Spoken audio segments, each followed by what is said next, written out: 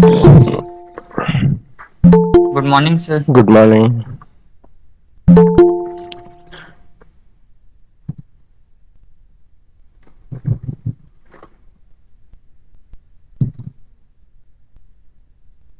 Good morning, sir. Good morning.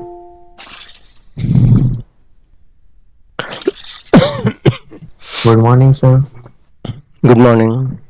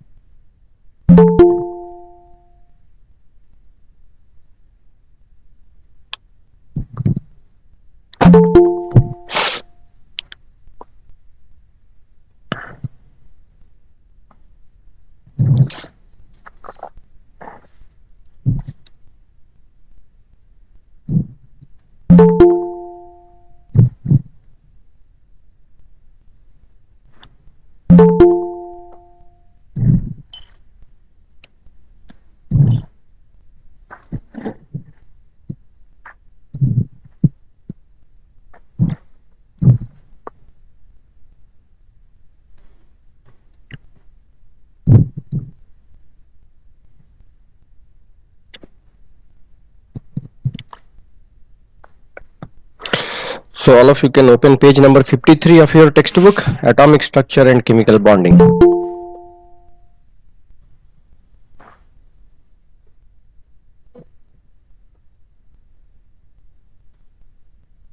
We will start in a couple of minutes.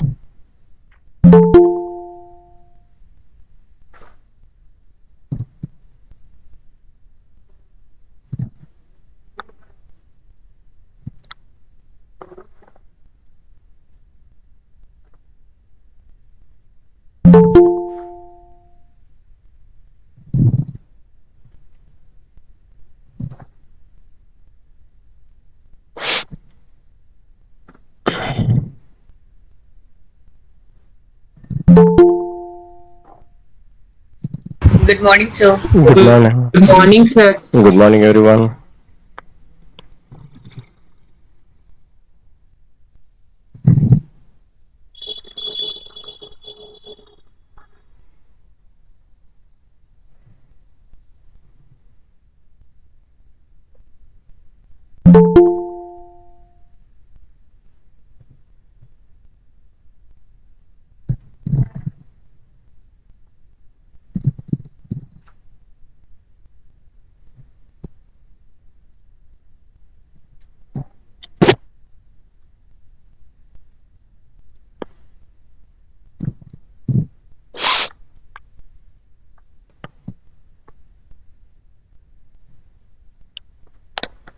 Okay.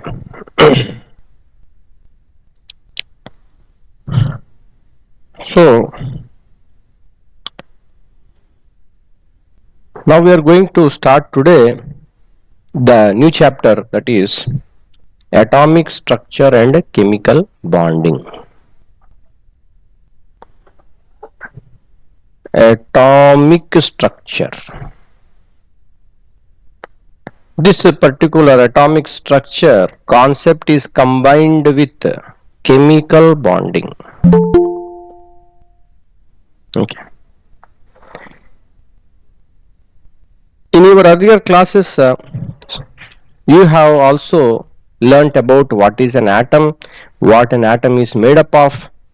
Okay, what are chemical bonds, what are the different types of chemical bonds. Okay, so when we are studying chemistry, what is our main objective? What we are studying in chemistry? We are interested in what type of substance?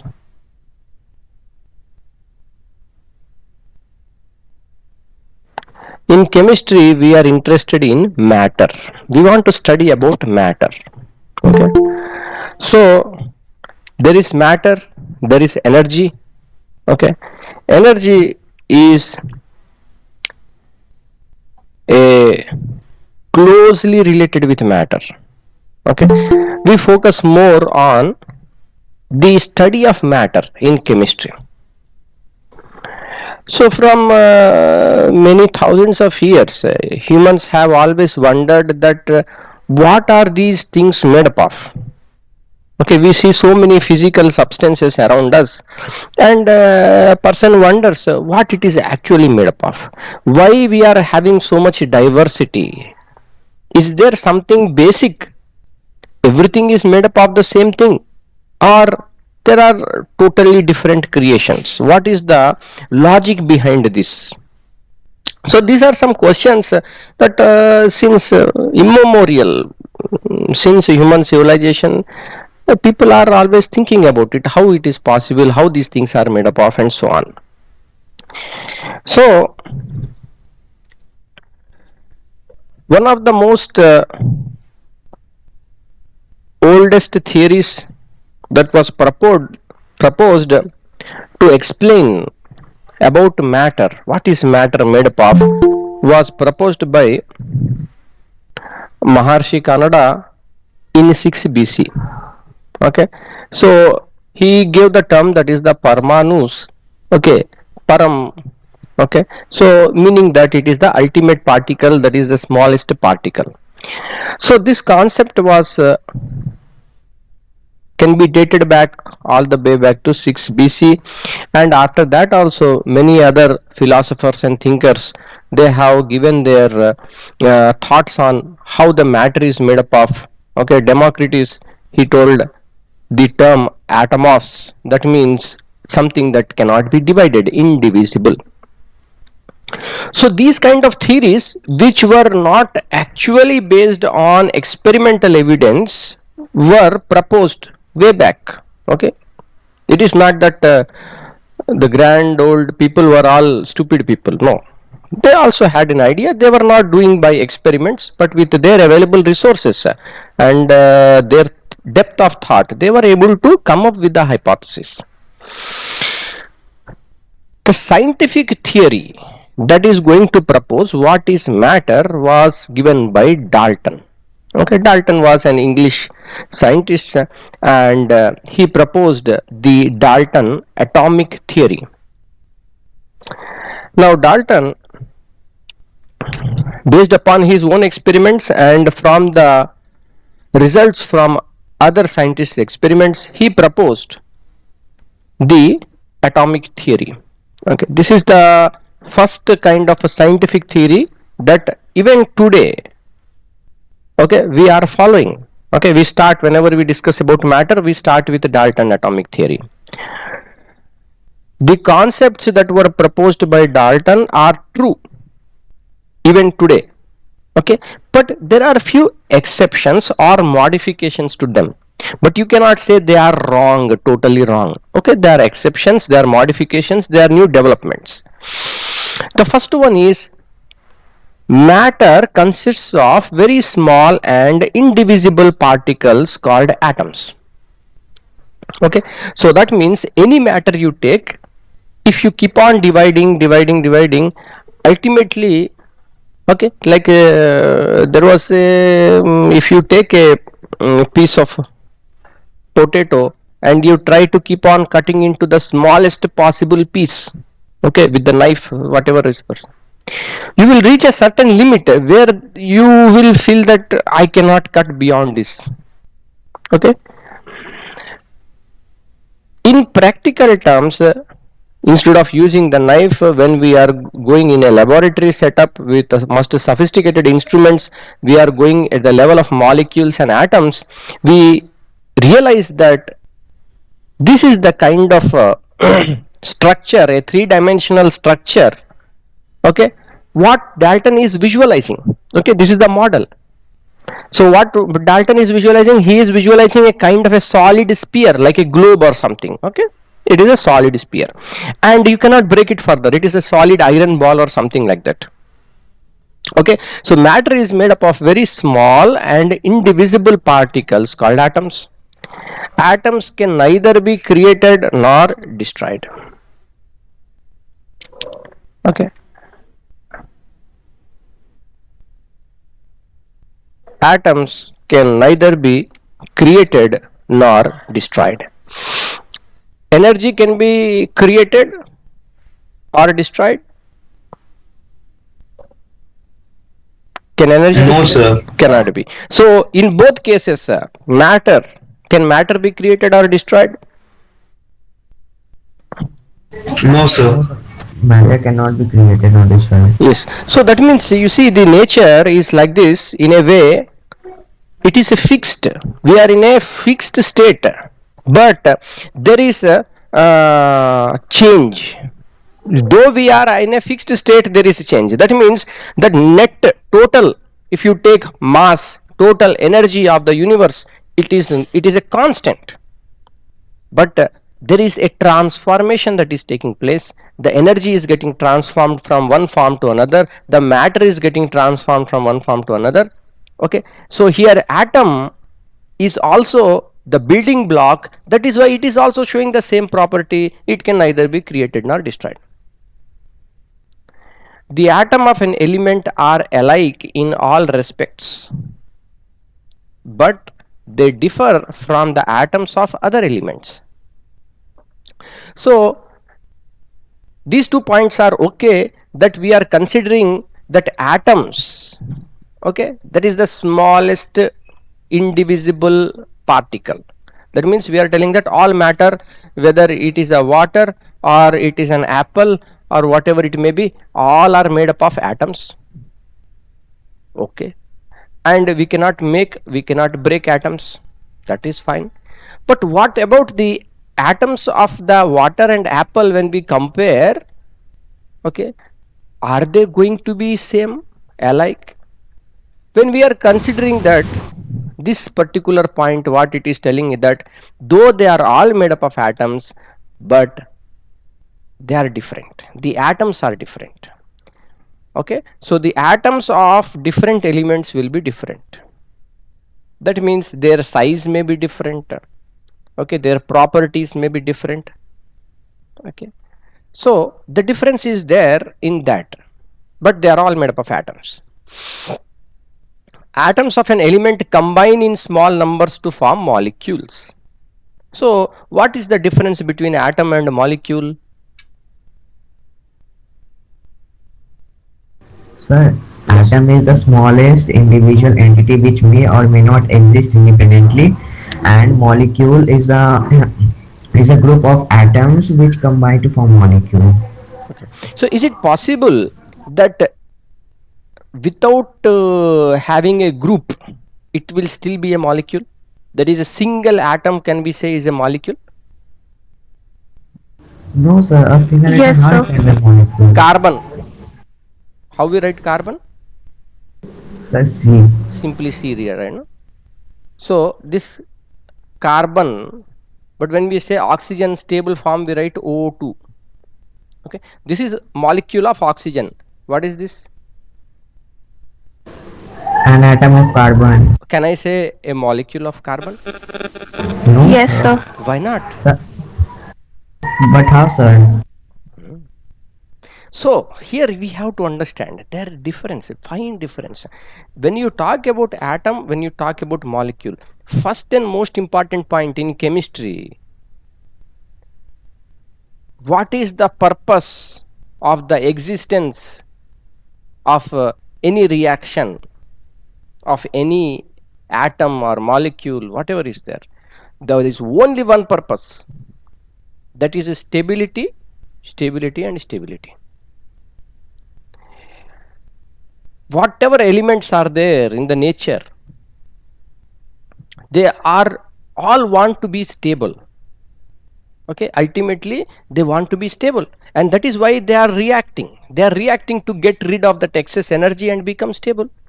Now a molecule is stable or atom is stable? Sir, molecule. Sir, molecule. Molecule is stable without exception. Whenever you are using the word molecule, that means stable. Atom, an atom may or may not be stable.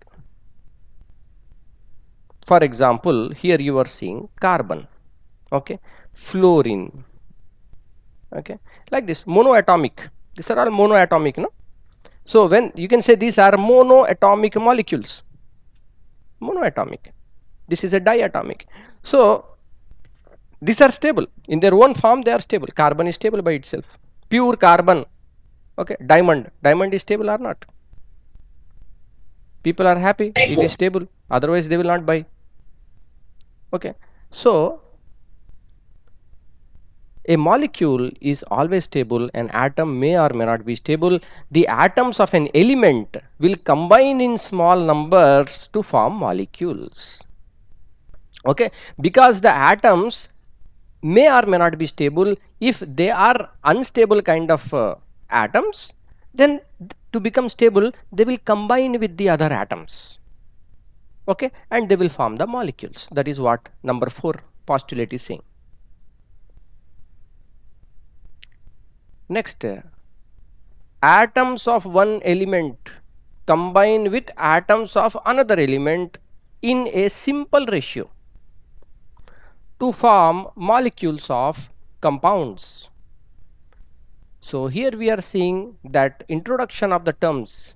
Okay, very nice postulate how he has made it. So first starting with matter. Okay, from matter you are coming to the building blocks, that is the atoms. From atoms you are coming to molecules, how the molecules are formed, and from molecules you are coming to compounds. So a compound, can I say this O2 is a compound or not? No, sir. O2 is an No, element. sir. It's a molecule. Molecule, it is a molecule. Why I cannot say it is a compound? Sir, because compound is a mixture of 2 or more elements. Different elements. Yes, sir. So if it is made up of same element, for example O2 is oxygen bounded to oxygen, both are just same element is bound to each other. In such a case, what is going to happen? They will become molecules. So they will form a molecule of oxygen. Molecule of oxygen. Okay, but for example it is carbon monoxide.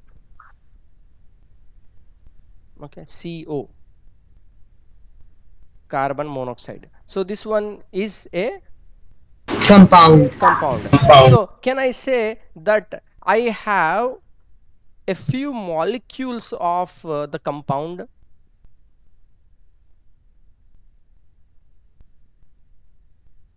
Are the compounds made up of molecules? Yes, sir. Correct. Yes, sir. Molecule means it is stable. Compound, if the compound what is being formed is a stable compound, then we can say that whatever that individual substance is there, okay, that is a molecule of the compound. So here what you are telling, atoms of one element combine with atoms of another element in a simple ratio to form molecules of the compounds. Very clean and very straightforward, very nice postulate. Okay, first we saw what is atom, we saw what is a molecule, and then now we are seeing that atoms of different elements. Okay, here another element is a different element, they will combine in a simple ratio to form the molecules of the compounds. Next, atoms are the smallest unit of matter that can take part in a chemical reaction. Smallest unit of matter that can take part in a chemical reaction means what? Atoms are going to be reactive, they are the ones that will react. Okay, so that means we are not just telling that matter consists of very small indivisible particles called atoms. Okay, over. No, what is the property of that atom? It is a unit of matter. Okay, it is the smallest particle, that is also correct, but it will participate in the chemical reaction. Each atom is capable of individually, you can pick up one atom and you can make it to react. Okay, it is not important that you should have 100 atoms of the molecule of the element react. No, that's not required. One atom is quite sufficient capable of making the reaction. Okay, so atoms are the smallest unit of matter that can take part in a chemical reaction. Okay, so you have followed atomic postulates by Dalton. Any doubts you have in this one? No, sir. No, sir. Okay, so here one thing you Sir, have to keep in mind. Yes, sir, I have a doubt. yeah. Sir, can you give one example in which atoms are reacting with each other? Atoms are reacting. Yes, sir. Okay, now stable and unstable atom. Okay, so when we will be seeing periodic table, okay, then we will learn more about the reactivity. Then you will see in periodic table elements are there towards the extreme left and extreme right of the periodic table. For example, sodium Na, potassium K. These ones are so highly reactive. Okay, it is a very favorite experiment teachers will demonstrate to the student. They will bring a small piece of sodium metal, okay, one beaker of water, and just put that small piece in the water. Immediately there will be an explosive reaction. So all the children will open their mouths wide open. What happened? Okay, until now it was all okay, fine. What happened? Suddenly put in water and so much gases and fumes and light, everything is coming. Okay, very reactive. So sodium is so unstable, you have to put under kerosene. If you keep normal air also, it will react with the moisture in the air and it will be converted to the compound sodium hydroxide. Okay, you have heard about sodium hydroxide, you know what is sodium hydroxide. So sodium is a, you can consider one atom of sodium. One atom of sodium is the smallest particle of that matter that is capable of participating in the chemical reaction. It is unstable. Okay, so when we talk about stable and unstable, the most stable elements are what we say inert gases, group number 18. You will see in the periodic table. Please always whenever you get time in chemistry, you should always look at the periodic table. What are the elements? You have to revise that. It's very important. Okay, periodic table is going to be very important. People are coming to class 10 and they don't know properly what is the element, what is the then it becomes very difficult. Okay, class 9 is the platform for you to build your basics for class 10. Okay, that's why you have to be good in your basics. Okay, this is one example. It answers your question. Yes, sir. Okay, next we'll move to the proper definition. That is an element. An element is a pure substance that can neither be formed from nor decomposed into simple substances by ordinary physical or chemical methods. Okay, what it means? An element is a pure substance. That means it won't have any mixture of other elements. It is a pure, only one type of matter is there. And it can neither be formed from nor decomposed into simple substances. So here also what the concept is coming, can neither be created nor destroyed. That same concept is coming here in the element also. In atom also same concept is coming, in element also same concept. Neither be formed from nor decomposed into simple substances by ordinary physical or chemical methods. So if you take for example oxygen, oxygen is an element. Okay, there are number of elements are there in the periodic table. Whatever elements have been identified so far, okay, most of them have been placed in the periodic table, grouped in the periodic table, classified and put in the periodic table. So the element is a pure substance. When you say oxygen, it means you will have only the atoms of oxygen, not any other element. And you cannot create oxygen, you cannot decompose this oxygen, break down this oxygen into any simpler substances, into any other element by ordinary physical and chemical methods. Okay, this part you understood? Yes, sir. Now, Yes, sir. now in a nuclear reaction, okay, here this is ordinary physical and chemical method, we have to write that. Why? Because there are also nuclear reactions. In a nuclear reaction, what happens is new elements can come from existing element. Uranium 235, okay, making atom bombs or using that for the nuclear reactor to make the energy. From that heavy atom, you are getting the different elements. That means you are able to create new elements from an existing element. It is a decomposing to form the other elements.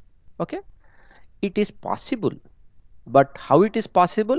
By nuclear reaction it is possible. It is not possible by ordinary physical or chemical methods. So that has to be mentioned in the definition of an element.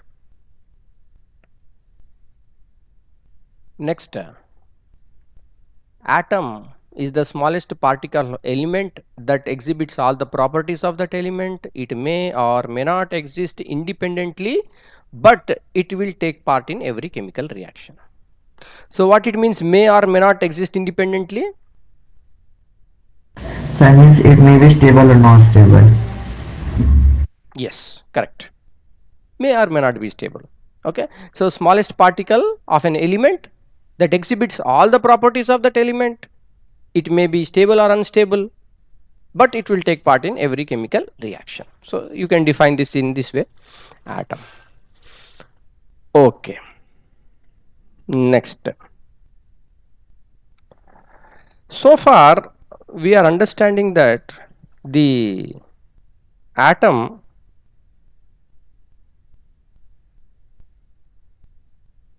has these properties. Dalton told that we cannot break it down, it is the smallest particle of matter. So this is the model of Dalton.